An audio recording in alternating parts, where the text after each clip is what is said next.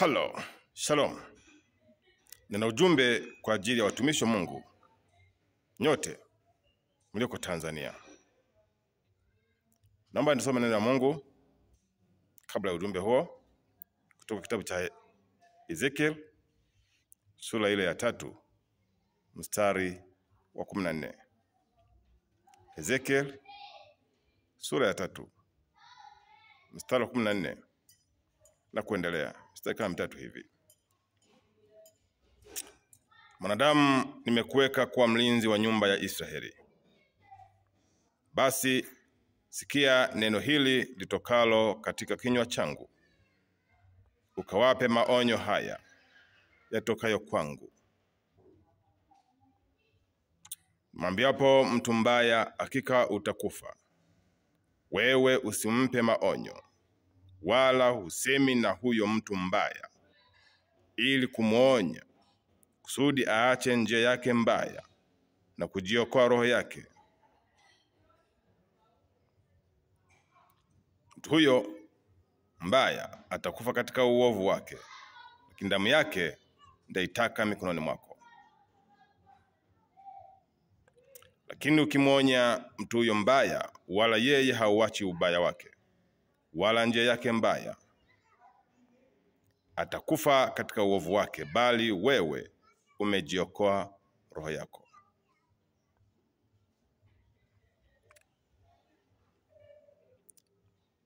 Ni muda sasa,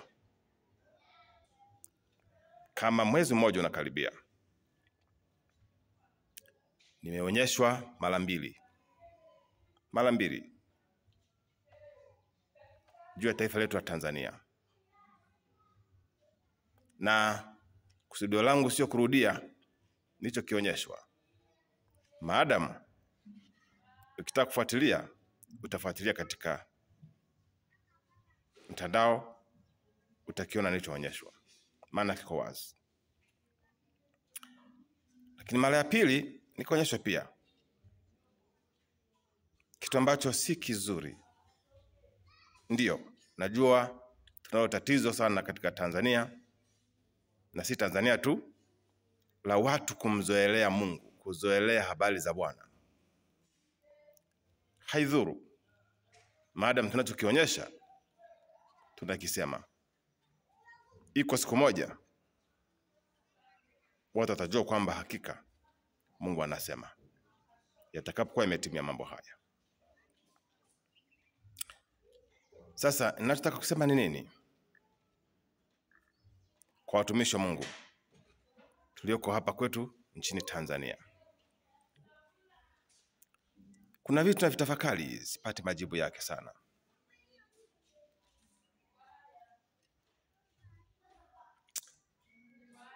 Sisi ni walinzi wa nyumba ya Israeli. Kwa mujibu wa maandiko matakatifu, sisi ni walinzi. Naposema walinzi, tunaelewa mtumishi wa Mungu. Sisi ni walinzi, tumewekwa na Bwana kuwa walinzi wa kiroho wa nyumba ya Israeli. Tanzania ni nyumba ya Israeli.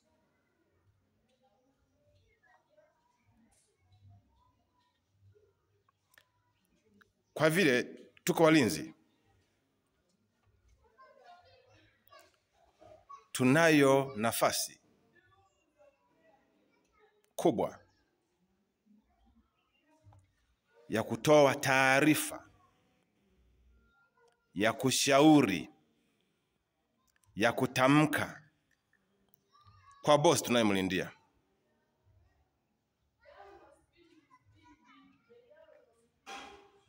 ila kafahamu kile tunachokiona kutokana na ulinzi wetu.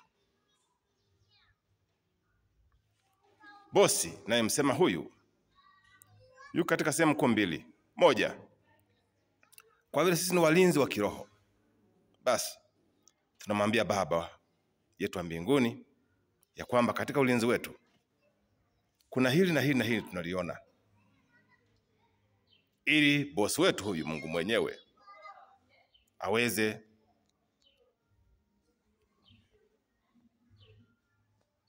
kusaidia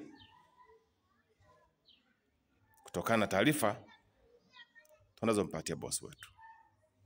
Hilo ni la kwanza. Jambo la pili, kwa vile tuko katika dunia, tunaishi katika dunia. Tanzania ni Israeli yetu. Sisi ni walinzi katika nyumba ya Israeli. Sasa nyumba ya Israeli, Tanzania ni nyumba ya Israeli ambayo ni nchi yetu, ni taifa letu. Ni waonaji katika nyumba ya Israeli, katika Tanzania. Tunalinda kiroho kwa njia mbalimbali kama mnavyoelewa kama mtumishi wa Mungu, na kuona kile ambacho hakijaikaribia nchi. Tunaona kwa mfano gani au kwa mfumo gani? Tunaona kwa mfumo wa rada za kiroho. Tunatazama kwa mfumo wa rada za kiroho.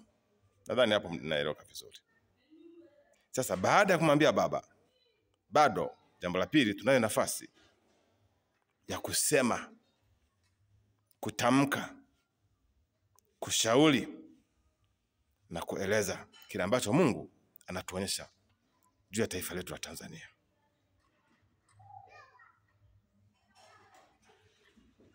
Sasa Ezekiel akaambiwa hivi, atakapokuwa ameonyeshwa jambo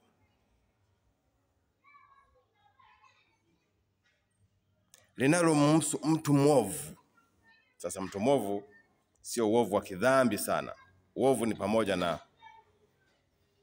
mambo yote ile ambayo hayajakaa sawa, mienendo ambayo haijakaa sawa katika nchi, dalili ambazo hazijakaa sawa katika nchi kwa maslahi ya wananchi, tabia, matendo ambayo hayajakaa sawa katika nchi. Sasa nasema huyo mtu mwovu, kama hautaweza wewe kuongea naye, kumuonya, kumuelekeza, kumshauri, Mungu akasema hivi, huyo mtu mwovu atakufa katika uovu wake. Sasa atakufa katika uovu wake. Hicho kifo cha kumuua katika uovu hakijaelezewa vizuri hapa. Yaani vinasema atakufa katika uovu wake, lakini haijaelezea kifo kitakachomuua mtu huyo kitasababishwa na nini. Hapo ni mimi na wewe kwenda mbali zaidi.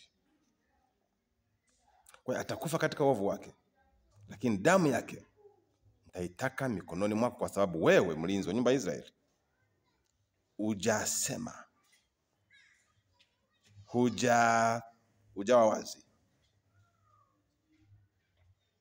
hujatamka, hujaonya, hujakaripia, hujaweka wazi kile ambacho Mungu anakuonyesha. Ezekiel akaambiwa kwamba huyo mtu mwovu atakufa katika uovu huu, lakini damu yake nitaitaka mikononi mwako. Sasa kama nilivyosema, narudia tena, Biblia hapa haijaeleza kwamba huyo mtu mwovu atakufa kwa kifo kipi. Hayo tunayaona katika ulimwengu wa roho, ndipo Mungu anaweza katuonyesha, akatufunulia kwamba Tanzania kunaweza kutokea hili na hili na hili, ili kudhihirisha uovu wa maeneo fulani, wa taifa fulani, wa nchi fulani, kwamba pamoja na huo uovu, lakini kifo cha huyo mtu mwovu, kifo cha hilo taifa kitasababishwa na hili na hili na hili. Ndio maana tunaweza kuona siku za nyuma nimeonyeshwa vitu vya ajabu sana, hatari vya kuogopesha mno, na bado Mungu anaonyesha. Hatujayasema yote. Mungu anaonyesha, anaeleza, anafunua, anaweka wazi ili huyo mtu mwovu asife. Sasa mtu mwovu nimesema hivi, Biblia inasema mtu mwovu inaweza kuwa taifa ovu, mfalme mwovu, kiongozi mwovu, nchi ovu. Ndivyo hivyo. Sasa huyu mtu mwovu ili asife, ili taifa lisiangamie,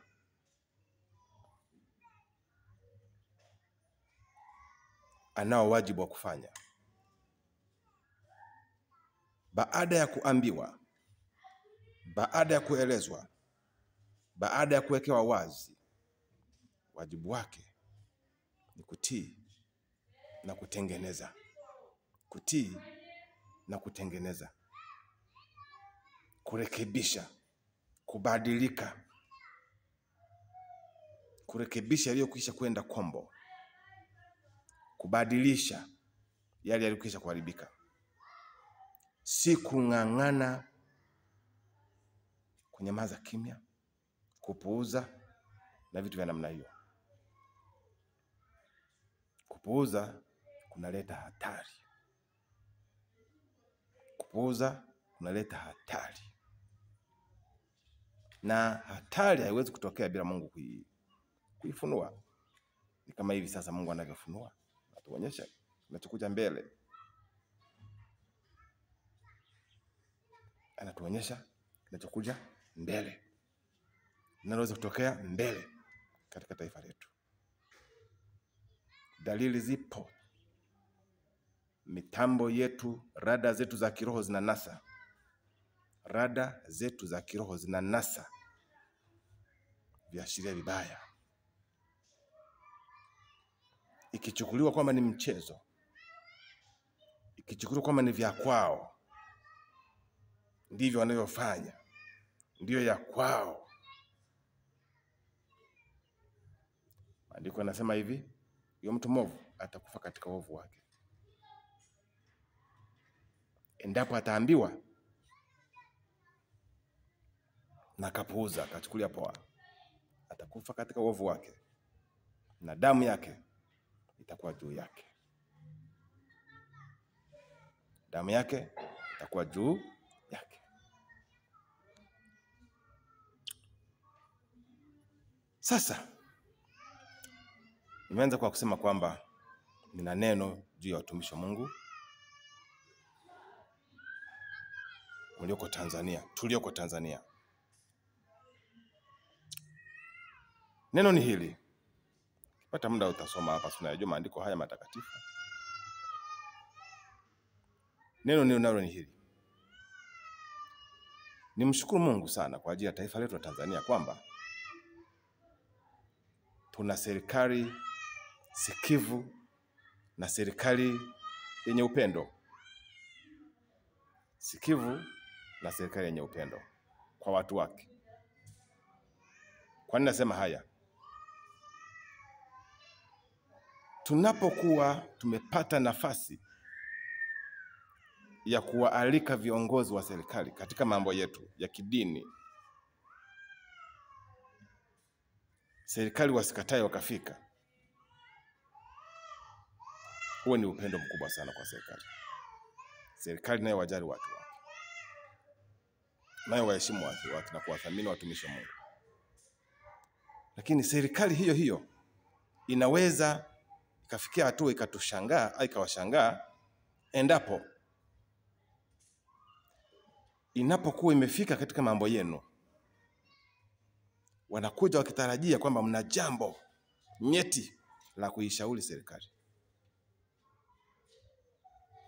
Wanakuja wakijua kwamba bila shaka hawa waliotuita wamejiorganize, wamejipanga kuishauri serikali jambo fulani. Serikali inatuamini, inawaamini watumishi wa Mungu. Na serikali wanajua kwamba tunayo mitambo ya kiroho, tunaona mambo ya mbele. Kwa tunapokuwa tumewaita wakarespond, wakafika kwenye mambo yetu, wanakuja kabisa wakijua bila shaka kuna ushauri tutaupata, kuna taarifa tutazipata kutoka kwa hawa watumishi wa Mungu.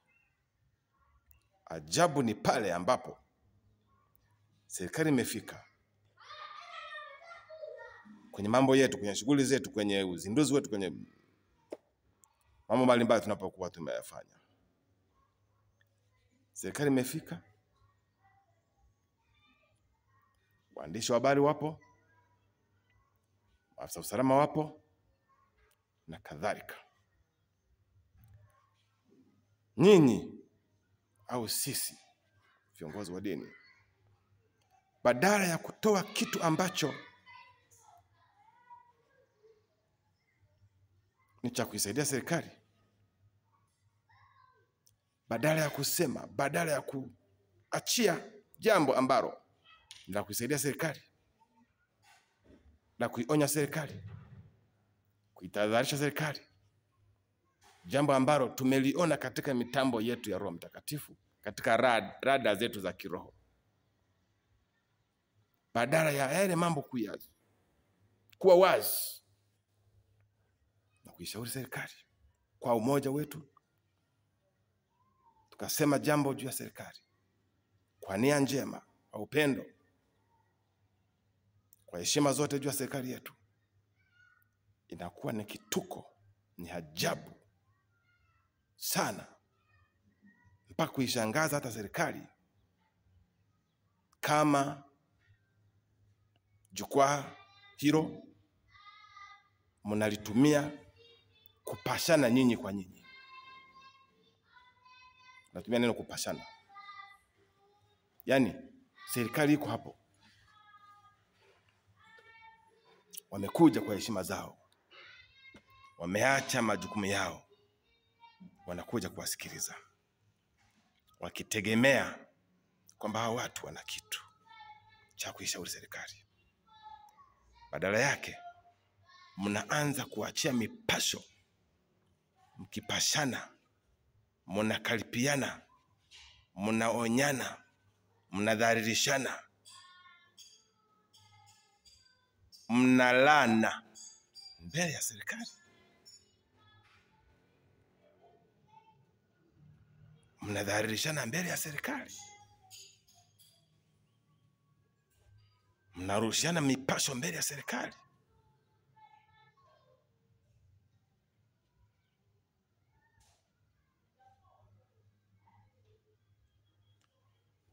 Huku ni kuipoteza fursa. Ni kuipoteza fursa. Ni kuifanya serikali na yenyewe ijiulize kwamba hivi siku nyingine kuna haja gani ya kwenda kule.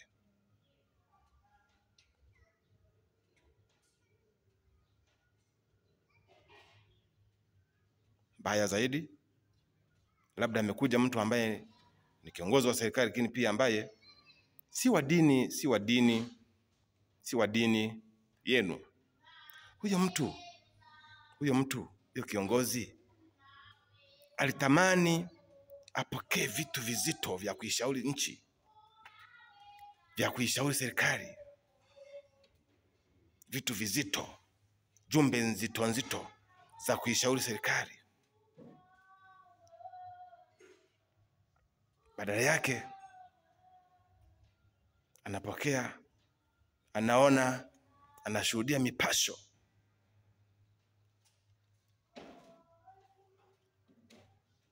Huu ni uchawa.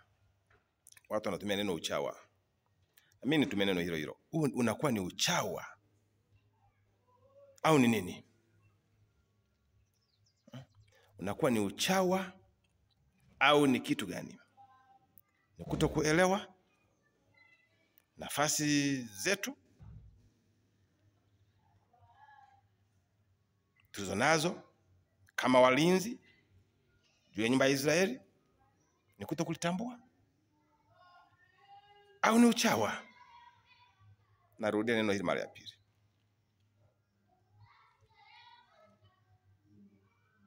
Inasikitisha sana.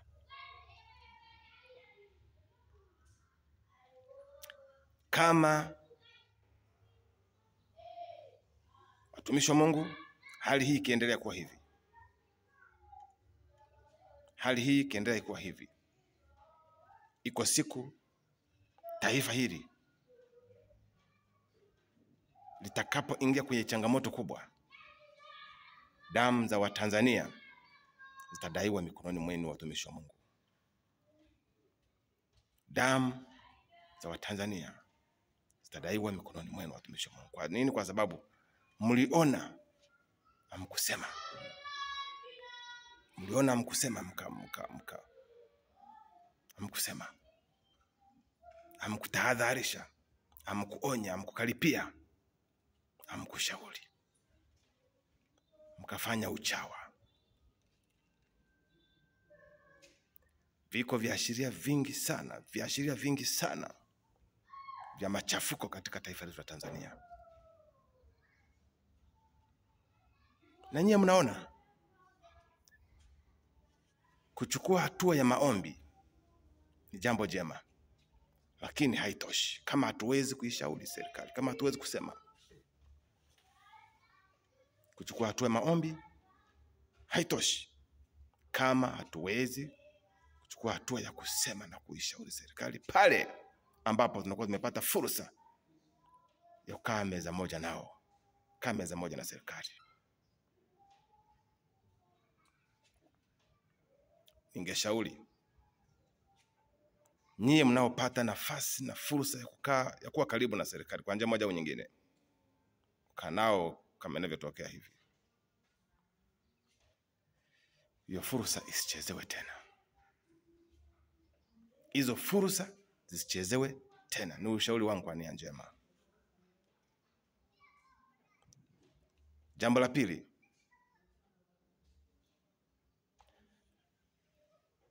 mbele za serikali, kinachokwenda kutolewa, kinachokwenda kuongelewa mbele za serikali,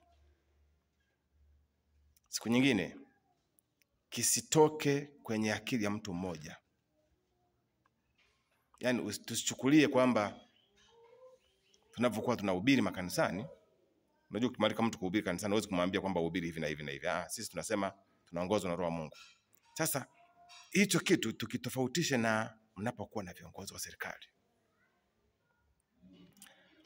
Lazima iwepo, ni vizuri iwepo kamati, tume ya kukaa na kuandaa kitakachosemwa, kitakachowasilishwa mbele za serikali kwa niaba ya faida ya Watanzania wote, kwa niaba ya Watanzania wote. Yasiwe mawazo ya mtu binafsi tu. Ndio hivyo inaweza ikaishiria katika mipasho na vitu ambavyo havina tija kwa Watanzania wote. Ikitokea tena, lazima kamati ikae na liandaliwe jambo la kusema, kuwasilishwa mbele za serikali kwa ajili ya Watanzania wote, kwa faida ya Watanzania wote. Wewe ni nyumba ya Israeli.